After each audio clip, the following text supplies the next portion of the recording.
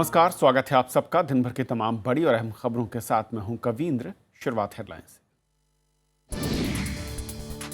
प्रधानमंत्री ने विकसित देशों को बताया ग्लोबल वार्मिंग का जिम्मेदार, कहा पश्चिमी देश निभाएं जिम्मेदारी। जलवायु सम्मेलन से पहले नवाज शरीफ से की मुलाकात।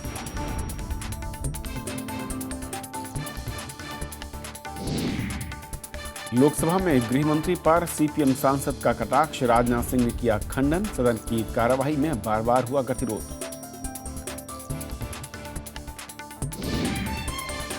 भूमि अधिग्रहण बिल पर जेपीसी की समय सीमा बढ़ाने को लोकसभा की मंजूरी। वेंकैया नायडू ने कहा रिपोर्ट आने के बाद होगा फैसला।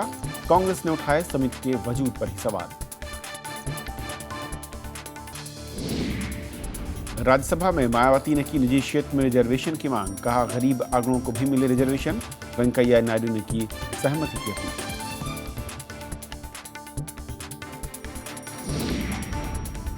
दिल्ली विधानसभा में जन लोकपाल बिल का मसौदा पेश, सरकार का दावा पुराने ड्राफ्ट में कोई बदलाव नहीं। योगेंद्र यादव और प्रशांत भूषण का विरोध प्रदर्शन।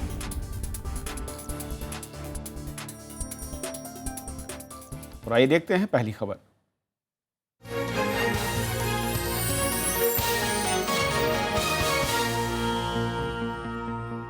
पेरिस में हो रहे जलवायु परिवर्तन सम्मेलन के पहले प्रधानमंत्री नरेंद्र मोदी ने साफ किया कि विकसित देश अपनी जिम्मेदारी से बच नहीं सकते। उन्होंने कहा कि विकसित देशों ने अपने पहले विकास के लिए दुनिया को प्रदूषित किया, तो अब उन्हें वातावरण को साफ करने की जिम्मेदारी भी लेनी चाहिए। इस बीच प्रधानमंत्री ने अमेरिका के राष्ट्रपति बराक ओबामा से भी मुलाकात की। प्रधानमंत्री नरेंद्र मोदी ने पेरिस में जलवायु परिवर्तन को रोकने के लिए हो रहे शिखर सम्मेलन के पहले ही अपनी आवाज बुलंद कर दी है। प्रधानमंत्री नरेंद्र मोदी ने फाइनेंशियल टाइम्स में एक लेख लिखकर अंतर्राष्ट्रीय समुदाय को समझाने की कोशिश की। उन्होंने कहा कि भारत अपने विकास को नजरअंदाज नहीं कर सकता।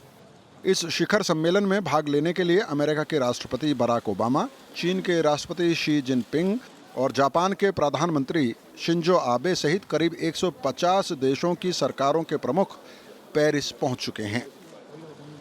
Climate change is a major global challenge, but climate change is not of our making.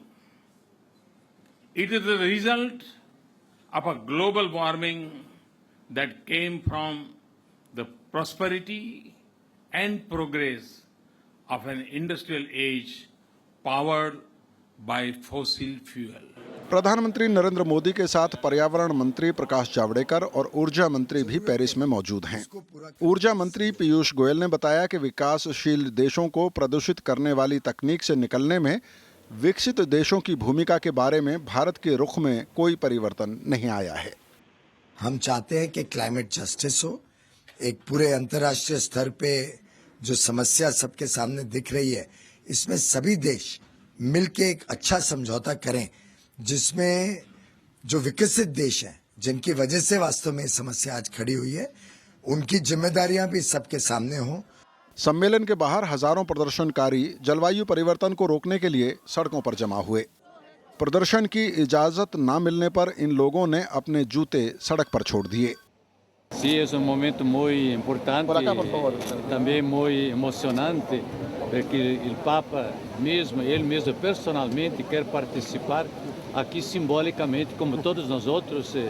30 नवंबर से 11 दिसंबर तक चलने वाले इस सम्मेलन में सभी देशों पर कार्बन उत्सर्जन को रोकने के लिए बाध्यकारी सीमा तय की जानी है। इसके साथ प्रदूषण को रोकने में विकसित देशों की भूमिका भी इस सम्मेलन में तय होगी।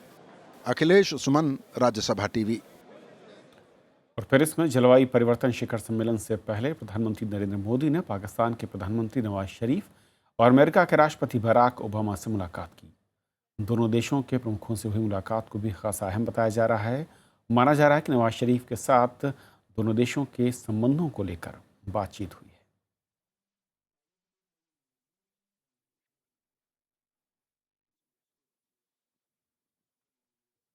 और हमारे संवाददाता अखिलेश सुमन इस वक्त हमारे साथ जुड़ रहे हैं।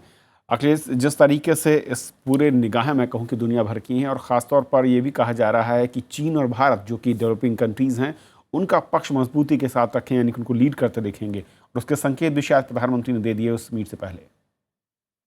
देखिए कविंद्र, जो बहुत ही रोचक बात है कि अमेरिका के राष्ट्रपति बराक ओबामा और शी जिनपिंग जो चीन के राष्ट्रपति हैं उनके बीच जो मुलाकात हुई और उसके बाद जो बातें कही गई, शी जिनपिंग ने जलवायु परिवर्तन के बारे में एक शब्द का भी उल्लेख नहीं किया, जबकि राष्ट्रपति बराक ओबामा बार बार जलवायु परिवर्तन को रोकने में चीन के समर्थन की बातें कर रहे थे। शी जिनपिंग ने जो बात उठाई वह बात उठाई एशिया पैसिफिक में शांति की, मतलब कि अंतर्राष्ट्रीय राजनीति में जो अन्य समीकरण हैं वे समीकरण भी जलवायु परिवर्तन सम्मेलन में हावी रहेंगे।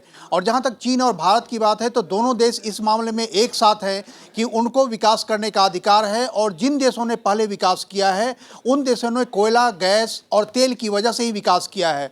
और आज भारत, चीन जैसे जो विकासशील देश हैं, तेजी से विकास कर रहे देश हैं, उन पर आप कोयला और तेल का उपयोग करने पर रोक नहीं लगा सकते। तो इस मामले में भारत, चीन या यहाँ तक कहें कि पाकिस्तान के बीच भी कोई मतभेद नहीं है। जो मतभेद की बात है वह यह है कि विकासशील देश कितना अपना कार्बन उत्सर्जन कम करेंगे, कितने समय में करेंगे। तो इस बारे में भी प्रधानमंत्री ने अपनी तरफ से यह वादा किया है कि 15 सालों में, मतलब 2030 तक 40% जो देश की ऊर्जा होगी वह नॉन कन्वेंशनल एनर्जी से, मतलब गैर पारंपरिक से, सोलर से या विंड एनर्जी से, या इस तरह के जो गैर पारंपरिक है उससे उपयोग करेंगे। तो भारत ने अपनी तरफ से एक पहल ली है, और एक और बड़ी पहल भारत अभी लेने वाला है। अभी भारतीय समय के अनुसार 9:30 बजे प्रधानमंत्री नरेंद्र मोदी वहां एक उद्घाटन करेंगे, इंटरनेशनल सोलर अलायंस का उद्घाटन करेंगे। उसमें तकरीबन 120 देश भाग ले रहे हैं, और इस अलायंस का मतलब यह है कि गैर पारंपरिक ऊर्जा, खास करके सौर ऊर्जा के मामले में जो ऐसे देश हैं जहां सूरज की रोशनी ज्यादा आती है, उन लोग देशों में सौर ऊर्जा को विकसित करने के बारे में ये अलायंस हो रहा है, जिसमें फ्रांस भी एक प्रमुख साझीदार है। कविंद्र, चलिए अखिलेश, शुक्रिया आपका इस पूरे अपडेट के लिए। और हमारे साथ विनीत कुमार जो कि कार्यक्रम अधिकारी हैं सीएससी से, वो जुड़ चुके हैं। विनीत, बहुत अहम है इस, मैं कहूँ कि मीट को देखा जा रहा है, और जिस तरीके का एजेंडा है आपकी नज़र में, जो कि अखिलेश बता रहे थे कि अलग अलग तरीके से उसमें जो देश हैं वो अपनी लॉबिंग कर रहे हैं, क्या वाकई जलवायु परिवर्तन को लेकर ही पूरा एजेंडा दिखेगा, या फिर यहाँ पर मैं कहूँ कि जो दुनिया के अलग अलग धड़े हैं उसका कहीं कुछ एक मैं कहूँ कि छाया उसकी यहाँ पर इस समिट पर और उसके एजेंडे पर कुछ असर डाल सकती है? जी, छाया पर असर डाल सकती है, लेकिन अपने आप में जो है सभी देश अभी काफ़ी सीरियस है। जो अभी शुरुआत में 150 देशों के राष्ट्राध्यक्ष यहाँ पे पेरिस में जिन लोगों ने भाग लिया, ये अपने आप में ऐतिहासिक है, और ये दर्शाता है कि कैसे सभी राष्ट्र कितना ज़्यादा जलवायु परिवर्तन की जो चुनौतियां हैं कितना गंभीरता से ले रहे हैं।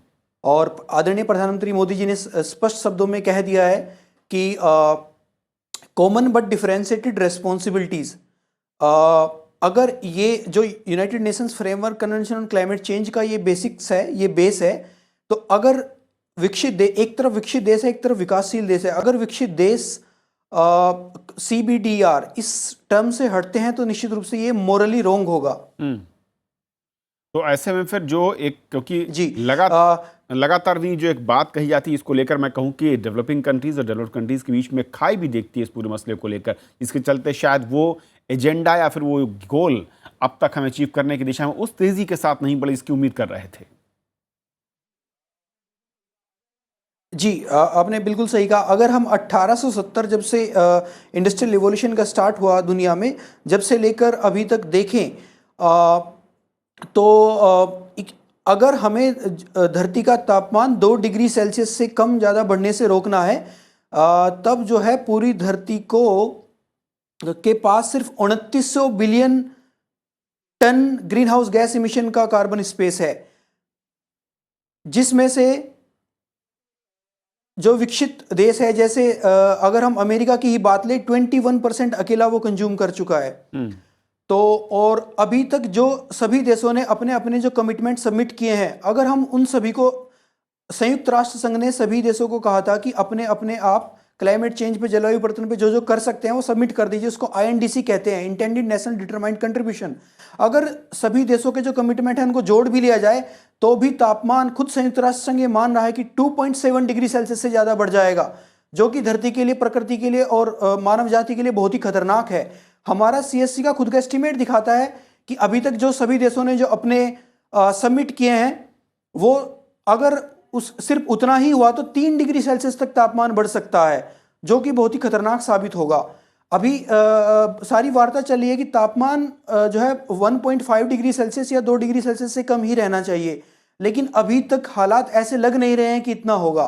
लेकिन अभी विनीत, एक आखिरी सवाल, अलग जिस देश तरीके अपने से अलग-अलग एजेंडा को लेके जिस लगे हुए तरीके हैं। से नरेंद्र मोदी साहब ने कहा कि जो डेवलप्ड कंट्री हैं, क्योंकि उनकी ओर से जो अब तक इस्तेमाल किए गए हैं रिसोर्सेज, उससे सबसे ज़्यादा नुकसान पहुंचा है, इसलिए उनकी जिम्मेदारी भी ज़्यादा बनती है। लेकिन लड़ाई तो इसी बात को लेकर है क्योंकि सारे देशों में आप इक्वल कंट्रीब्यूशन चाहते हैं, या फिर वो डेवलप्ड कंट्रीज अपना हिस्सेदारी दिखाते हुए एक बड़ा रोल अदा करें, उस बड़े हिस्से को भी कम करने की कोशिश करें जिसके वो जिम्मेदार हैं। जी, भारत और अफ्रीका जैसे देश जो विकासशील देश हैं, गरीब देश हैं, उनका ये मानना है जो कॉमन बट डिफरेंशिएटेड रिस्पॉन्सिबिलिटी जिसके ऊपर सारा जो झगड़ा चल रहा है CBDR, उसमें यही कहा जा रहा है कि जो देश हिस्टोरिकली रिस्पॉन्सिबल है, जिन देशों में कंजम्पशन इतना ज़्यादा होता है, जिन देशों में per capita green house gas emission हम लोगों से कई गुना ज़्यादा है, वहाँ जो एनर्जी का कंजम्पशन है वो बहुत ज़्यादा है यहाँ से, तो हिस्टोरिकली उनकी रिस्पॉन्सिबिलिटी बनती है।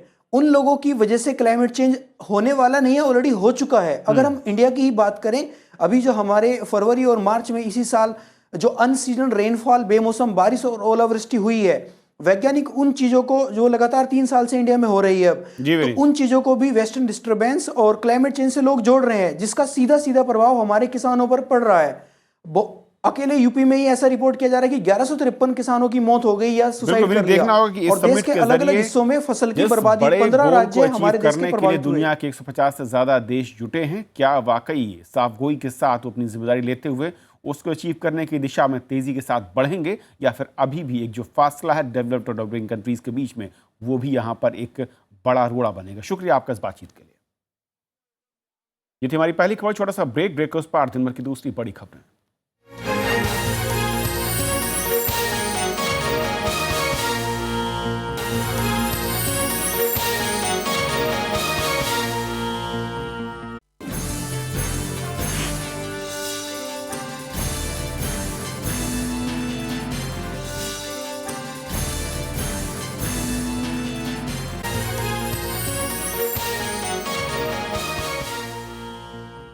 लोकसभा में असहनशीलता के मुद्दे पर हुई बहस में विपक्ष और सरकार के बीच तीखी नोकझोंक हुई। बहस की शुरुआत करने वाले CPM सांसद मोहम्मद सलीम की गृहमंत्री राजनाथ सिंह पर की गई टिप्पणी को सरकार की तरफ से वापस लेने की मांग हुई और इस मसले पर सदन की कार्यवाही कई बार स्थगित हुई। सलीम की टिप्पणी वापस न लेने की सूरत में स्पीकर ने से कार्यवाही से बाहर करने का ऐलान किया।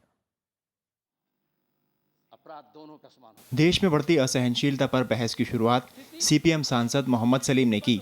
उन्होंने बीजेपी और केंद्र सरकार पर असहनशीलता को बढ़ावा देने का आरोप लगाया। उन्होंने कहा कि बीजेपी के सांसद ऐसे बयान दे रहे हैं जिनसे देश के सामाजिक ताने बाने को खतरा है। बात ये थी कि जो फ्रिंज में हमारे हैं, प्रांत में हैं, गरीब, दलित, आदिवासी, पिछड़ा, अपाहिज, उनको हम किस तरह से मेन स्ट्रीम में ले आए।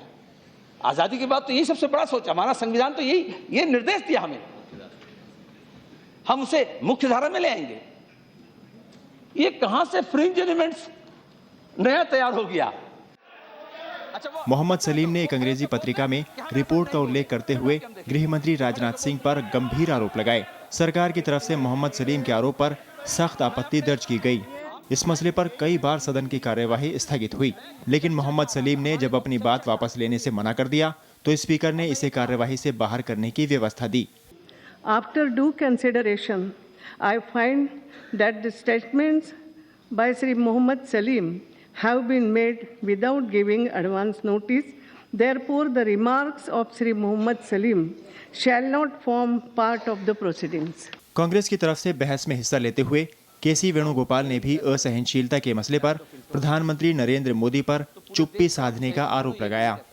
There is an unprecedented attack on people's fundamental right to live, right to eat, right to think.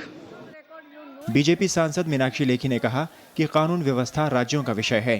क्या इस देश में जो भाषण देते हैं नेशनल इंटीग्रेशन का, वो पूछेंगे नहीं अपने ऑफिस बेयरर से या MLA से कि आपके सामने जब खालिस्तान की मांग की गई तो आप वहां बैठे क्यों रहे और आपने उस जलसे में पार्टिसिपेट कैसे किया? इस देश ने खून देखा है, बहुत लोगों के बलिदान के बाद ये देश और ये आजादी हमें मिली है। चर्चा मंगलवार को भी जारी रहेगी। बहस का जवाब सरकार की तरफ से गृह मंत्री राजनाथ सिंह देंगे। श्याम सुंदर, राज्यसभा टीवी। संसद की संयुक्त समिति की रिपोर्ट आने के बाद सरकार कैबिनेट में विचार कर भूमि अधिग्रहण विधेयक पर आखिरी फैसला करेगी। लोकसभा में आज समिति की रिपोर्ट के लिए समय सीमा को शीतकालीन सत्र के आखिरी दिन तक बढ़ाने को मंजूरी दी गई। भूमि अधिग्रहण विधेयक पर बनी संसद की संयुक्त समिति की रिपोर्ट पेश करने की समय सीमा बढ़ाने को लोकसभा से मंजूरी मिल गई। समिति अब अपनी रिपोर्ट शीतकालीन सत्र के आखिरी दिन तक पेश कर सकती है। संसदीय कार्य मंत्री वेंकैया नायडू ने कहा कि भूमि अधिग्रहण विधेयक पर रिपोर्ट आने के बाद ही कैबिनेट फैसला करेगी। Prime minister said that the chief ministers have opined like that. That is also under consideration of the government. No final view has been taken. The matter is before the committee. Once the committee gives its recommendation, a final will be taken by the government, and then the matter will be brought to the House. इससे पहले कांग्रेस ने भूमि अधिग्रहण विधेयक पर बनी संसद की संयुक्त समिति के औचित्य पर सवाल उठाया। कांग्रेस के लोकसभा में नेता मल्लिकार्जुन खड़गे ने कहा, प्रधानमंत्री नरेंद्र मोदी ने मन की बात कार्यक्रम में भूमि अधिग्रहण विधेयक को वापस लेने की बात कही थी। कांग्रेस ने मांग रखी कि इस मसले पर सरकार स्पष्टीकरण दे। प्रधानमंत्री जी ने ये कहा था कि जो लैंड एक्विजिशन एक्ट के बारे में इतनी चर्चा हो रही, वो हम पूरे राज्यों को छोड़ देंगे, उसके बारे में हम कोई निर्णय नहीं लेंगे। ये उनका आदेश था और मन की बात थी। अब ये फिर एक्सटेंड हो रहा है, तो एक संशय क्या आता है कि इस बिल को क्या आप कायम रखना चाहते हैं? उसका स्पष्टीकरण प्राइम मिनिस्टर ही दे सकते हैं, या नहीं तो पार्लियामेंट्री अफेयर मिनिस्टर ये कह सकते हैं कि ये क्यों ऐसा हो रहा है। भूमि अधिग्रहण विधेयक पर बनी बीजेपी सांसद एसएस अहलूवालिया की अध्यक्षता वाली संयुक्त समिति की रिपोर्ट पेश करने की समय सीमा 3 बार बढ़ाई जा चुकी है। भूमि अधिग्रहण विधेयक के प्रावधानों को लागू करने के लिए सरकार अध्यादेश लाई थी। इस पर विपक्ष ने कड़ा विरोध जताया था, जिसके बाद 2013 के भूमि अधिग्रहण कानून को जारी रखने का फैसला किया गया था। प्रणव गोस्वामी, राज्यसभा टीवी। राज्यसभा में आज संविधान पर चर्चा जारी रही। संसदीय कार्य मंत्री ने कहा कि सरकार सदन में सभी विधेयकों को आम सहमत से पारित कराना चाहती है। वहीं बीएसपी सांसद ने निजी क्षेत्र में रिजर्वेशन का मुद्दा उठाया है। इसके साथ ही सदन में असहिष्णुता का मुद्दा भी छाया रहा। संविधान पर चर्चा के दौरान संसदीय कार्य मंत्री वेंकैया नायडू ने कहा कि सरकार देश की चुनौतियों पर कोई राजनीति नहीं करना चाहती, वो आम सहमति से काम करना चाहती है। उन्होंने देश में जाति और धर्म के नाम पर राजनीति को गलत करार देते हुए कहा कि आरक्षण का लाभ जरूरतमंद लोगों को मिलना चाहिए। वेंकैया नायडू ने महिला आरक्षण विधेयक को पारित कराने पर जोर दिया। All parties on the face of it, on record, everybody is in favor of women reservation, but it's not happening. Why people should explain now? If I say that why it has not happened in 10 years, then the debate will be 10 years you have not done. Then you will say that you were there during earlier Vajpayee's regime, you have not done it. चर्चा के दौरान BSP सांसद मायावती ने आरक्षण का मुद्दा उठाया। उन्होंने अगड़ी जातियों के गरीबों और निजी क्षेत्र में आरक्षण की हिमायत की। साथ ही जाति के आधार पर पदोन्नति की भी बात कही। मायावती ने हरियाणा में दलित महिला आईपीएस के तबादले का मुद्दा भी उठाया। यदि प्रधानमंत्री बाबा साहब की 125वीं जयंती के मौके पर भारतीय संविधान के प्रति अपनी सच्ची प्रतिबद्धता दिखाते हुए कि देश में दलित एवं कमजोर तबकों को प्राइवेट सेक्टर व अन्य जिन भी क्षेत्रों में इन्हें अभी तक भी आरक्षण की सुविधा उपलब्ध नहीं हुई है, तो उसे वर्तमान केंद्र की सरकार ने इनकी 125वीं जयंती के मौके पर अब इसे देने का फैसला लिया है। इसका माननीय प्रधानमंत्री जी ऐलान करते तो ज्यादा अच्छा होता। टीडीपी सांसद वाईएस चौधरी ने सदन में असहिष्णुता का मुद्दा उठाया। उन्होंने संविधान को सर्वोपरि बताया। वहीं एनसीपी सांसद प्रफुल्ल पटेल ने बाबा साहेब को सामाजिक सुधारक के साथ साथ आर्थिक सुधारक भी बताया। जब भी बात की डॉक्टर अम्बेडकर की तो सिर्फ घटना के शिल्पकार, सोशल रिफॉर्मर, खुशी की बात है, वो तो है ही, वो थे, लेकिन साथ साथ में उन्होंने इस देश को भी काफी इकोनॉमिक डायरेक्शन और विजन देने का काम किया। All the states are expected to have the same justice, and both the houses, Parliament is the Supreme and Parliament is expected to give the justice to all the states of this country. INLD सांसद राम कुमार कश्यप ने संविधान की विशेषताओं का जिक्र किया। वहीं कांग्रेस सांसद अश्विनी कुमार ने समय के अनुसार संविधान में सुधार की बात कही। विचारधारा की बात हो, कोऑपरेटिव मूवमेंट को सशक्त करने की बात हो, हमारी बहनों को पॉलिटिकल शक्ति देने की बात हो, और या directive principles of state policy जो हमारी समाज की बुनियाद है, जिस पर बाबा साहब भीमराव अंबेडकर ने कहा था कि political democracy can only be premised on a strong foundation of social democracy, चाहे उसकी बात हो। ये समय समय पर हमने संविधान में संशोधन किए और ठीक किए, और आगे भी अगर करने की जरूरत होगी तो करने होंगे, क्योंकि लोगों के लिए संविधान बनते हैं, संविधान लोगों के लिए नहीं बनते। डॉक्टर अंबेडकर ने कहा था यह संविधान प्रत्यक्ष व्यवहार में लाने योग्य है, लचीला है, साथ ही शांति के दिनों या युद्ध काल में देश की एकता को एक सूत्र में बांध रखने के लिए अत्यंत प्रभावशाली और सक्षम है। बीजेडी सांसद भूपेंद्र सिंह के अलावा सदन में कई और सांसदों ने अपने विचार व्यक्त किए। प्रधानमंत्री जी और इस सरकार से कहना चाहूंगा कि क्या हमारे शिक्षा व्यवस्था में, एजुकेशन सिलेबस में हम इस बात को एक ओथ टेकिंग के हिसाब से प्रत्येक छात्र को ये कहना पड़े, जैसा मैं अपना परिचय यहाँ देता हूँ कि मुझे फक्र है कि मैं भारत माँ की गोद में पैदा हुआ, मैं भारत देश में पैदा हुआ। संसद में शीतकालीन सत्र के पहले 2 दिनों को बाबा साहेब भीमराव अंबेडकर को समर्पित किया गया है। ये 2 दिन संसद में संविधान पर चर्चा के लिए रखे गए हैं, लेकिन नागालैंड से राज्यसभा सांसद खेकीहो जिमोमी के निधन की वजह से राज्यसभा की कार्यवाही गुरुवार को स्थगित करनी पड़ी थी। कृति मिश्रा के साथ विशाल दहिया, राज्यसभा टीवी। असहनशीलता के मुद्दे पर भारतीय युवक कांग्रेस ने आज संसद का घेराव किया, जिसमें हजारों की संख्या में कार्यकर्ता शामिल हुए। इन लोगों ने केंद्र सरकार की नीतियों का विरोध किया। असहिष्णुता के मामले पर कांग्रेस एक तरफ जहां संसद के अंदर सरकार को घेरने की कोशिश कर रही है, तो वहीं भारतीय युवक कांग्रेस ने संसद के बाहर विरोध प्रदर्शन किया। अगर जनता चाहती है कि इस देश में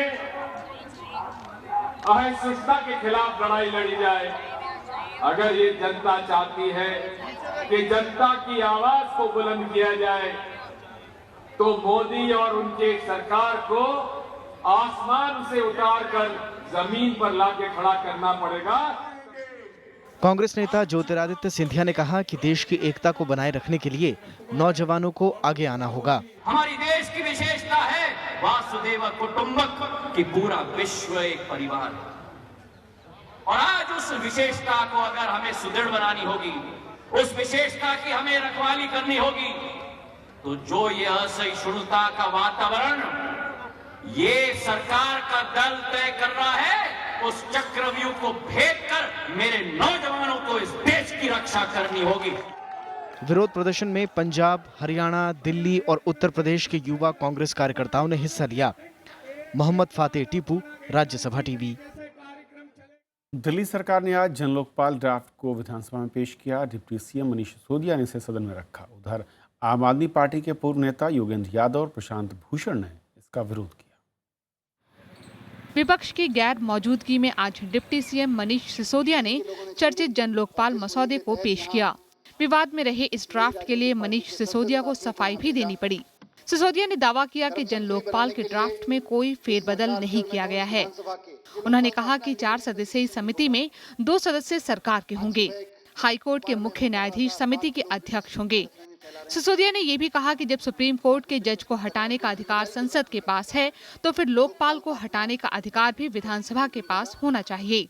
ड्राफ्ट में स्वतंत्र जांच का अधिकार है और दोषी पाए जाने पर उम्र कैद की सजा का प्रावधान भी दिया गया है। सरकारी खजाने को नुकसान पहुंचाने पर 5 गुना जुर्माना देना पड़ेगा। वहीं भ्रष्टाचार के खिलाफ आवाज उठाने वाले को सुरक्षा दी जाएगी। इससे ज्यादा इंडिपेंडेंट और रेस्पॉन्सिबल बॉडी क्या हो सकती है, जिसकी चेयर स्वयं दिल्ली हाई कोर्ट के चीफ जस्टिस करेंगे, जिसके मेंबर्स के रूप में माननीय मुख्यमंत्री, माननीय नेता प्रतिपक्ष और माननीय सभापति दिल्ली विधानसभा होंगे। एक तरफ जहां विधानसभा में ड्राफ्ट पेश किया जा रहा था, वहीं बाहर आम आदमी पार्टी के पूर्व नेता योगेंद्र यादव और प्रशांत भूषण इसका विरोध कर रहे थे। वो जो हमने मांगा था उस सब की हत्या हुई है। रामलीला मैदान में खुले आकाश में जिन सपने ने जन्म लिया था, आज दिल्ली विधानसभा में उसकी हत्या करने की साजिश हो रही है। ये हम होने नहीं देंगे। आम आदमी पार्टी के बहुमत को देखते हुए विधानसभा में इस ड्राफ्ट का पास होना तो तय है, लेकिन केजरीवाल सरकार के सामने असली चुनौती इसे केंद्र से पास कराने की होगी। सत्ता समीकरण किस कदर बदलती है, इसका जीता जागता उदाहरण केजरीवाल सरकार का जन लोकपाल बिल है। जब आप आंदोलनकारी थे तो सरकार की दखलंदाजी बर्दाश्त नहीं थी, लेकिन सरकार में आने के बाद आप उसी की दलीलें देते थक नहीं रहे। कैमरा पर्सन चेतन शर्मा के साथ अनु दीवान, राज्यसभा टीवी, दिल्ली। जम्मू के राजौरी से गिरफ्तार बीएसएफ जवान अब्दुल राशिद को 7 दिसंबर तक पुलिस हिरासत में भेज दिया गया है। राशिद पर आईएसआई की खुफिया जानकारियां देने का आरोप है। दिल्ली और कोलकाता की ये दो अलग अलग तस्वीरें उन लोगों की हैं जिन पर देश की सुरक्षा में सेंध लगाने के आरोप हैं। जम्मू के राजौरी से गिरफ्तार बीएसएफ के जवान अब्दुल राशिद के घर से पुलिस ने कई खुफिया दस्तावेज बरामद किए हैं। पुलिस के मुताबिक राशिद खुफिया जानकारी आईएसआई को मुहैया कराता था। ये इंटेलिजेंस विंग जो बीएसएफ की है उसमें काम कर रहा था। इसको टास्किंग की जाती थी और अकॉर्डिंगली ये फिर इंफॉर्मेशन व्हाट्सएप, वाइबर, ईमेल के द्वारा अपने पाकिस्तानी हैंडलर को देता था। वहीं कोलकाता एसटीएफ ने रविवार को आईएसआई से जुड़े एक जासूसी गिरोह का पर्दाफाश किया है। गिरफ्तार किए गए 3 संदिग्ध लोगों में पिता, पुत्र और उनका एक रिश्तेदार भी शामिल है। आरोपियों को आपराधिक षड्यंत्र से जुड़े मामले में 14 दिन की हिरासत में भेज दिया गया है। Bureau report, Rajya Sabha TV. Nepal में मधेशियों ने आंदोलन खत्म करने के लिए 11 शर्तें रखी हैं। वहीं दूसरी ओर नेपाल में भारतीय टीवी चैनलों पर एक बार फिर से प्रतिबंध लगा दिया गया। नेपाल में हालत अभी भी ठीक नहीं है। नेपाल से सटी भारतीय सीमा की सुरक्षा करने वाले एसएसबी के ये जवान इस वक्त सुर्खियों में हैं। किस्सा रविवार अल सुबह का है, जब एसएसबी के 13 जवान पेट्रोल तस्करों का पीछा करते हुए किशनगंज से सटे नेपाल के झापा जिले में गलती से दाखिल हो गए। तस्कर तो फरार हो गए, लेकिन नेपाल सुरक्षा बलों ने जवानों को हिरासत में ले लिया। हालांकि दोनों तरफ के कमांडरों की मुलाकात के बाद सभी जवानों को रिहा कर दिया गया। तो हमारे ट्रूपर्स जो थे एसएसबी के, वो चेस कर रहे थे स्मगलर्स को और 0 लाइन क्रॉस कर दिया। अनफॉर्चुनेट इंसिडेंट है। हमने कोऑर्डिनेट किया नेपाल प्रहरी के साथ और उन्होंने अच्छी तरह से उसके हमारे साथ सहयोग दिया और हमें वापस लौटा के। सामान्य चाहिँ डिस्कस हो लोकल प्रोफेसरसँग, बस बाद में वो 2 पीपल को खोजना गया था। ये अनफॉर्चुनेटली घटना है, इसके पहले कुछ नहीं है। कितने जवानों को सर आपने हैंडओवर किया? 13। वहीं पिछले कई महीनों से नेपाल में जारी हिंसा थमने का नाम नहीं ले रही। इस बार निशाना बनी पोखरा में एक भारतीय टूरिस्ट बस को आग के हवाले किया गया। बस तो जलकर खाक हो गई, लेकिन खुशकिस्मती से किसी भी सवारी को कोई आंच नहीं आई। वहीं दूसरी ओर नेपाल केबल ऑपरेटर्स को माओवादी पार्टी के समर्थकों की तरफ से आई धमकी के बाद भारतीय टीवी चैनलों के प्रसारण पर एक बार फिर से प्रतिबंध लगा दिया गया है। केबल ऑपरेटर्स का आरोप है कि उनको धमकी दी गई और दबाव में आने के बाद उन्हें भारतीय चैनलों को ऑफ एयर करना पड़ा। We got a letter from the Nepal Communist Party, Maoist, Biplab,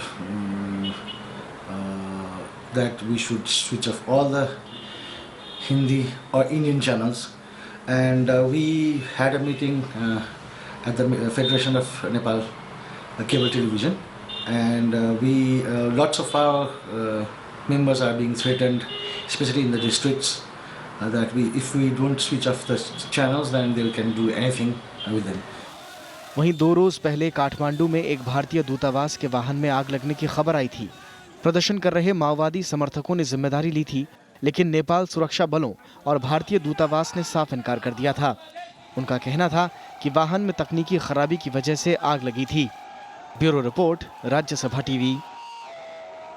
तो खबरों के आज के सफर में इतना ही। नमस्कार।